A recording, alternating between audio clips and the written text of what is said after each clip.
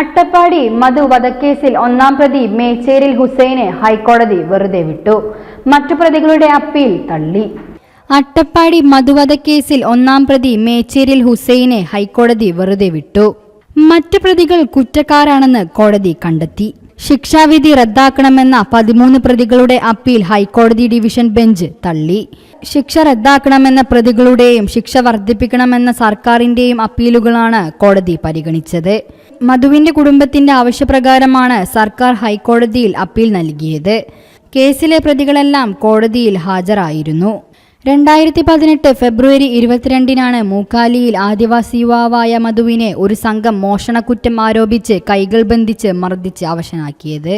പിന്നീട് അഗളി പോലീസിന് മധുവിനെ കൈമാറി. പോലീസ് സ്റ്റേഷനിലേക്ക് കൊണ്ടുവരുന്ന വഴിയിൽ മധു മരിച്ചു. കേസിലാകെ 16 പ്രതികളാണ് ഉണ്ടായിരുന്നത്. ഇതിൽ 2 പേരെ മണ്ണാർക്കാട് കോടതി വെറുതെ വിട്ടിരുന്നു. വിചാരണയ്ക്കു ശേഷം 2023 ഏപ്രിൽ 5 കോടതി ശിക്ഷ വിധിച്ചത്.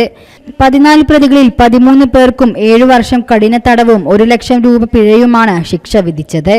വിവിധ വകുപ്പുകളിലായാണ് പ്രതികളെ ശിക്ഷിച്ചത്. News desk media vision. Bridal craft, the wedding mall, Pan Bazaar, Tirur.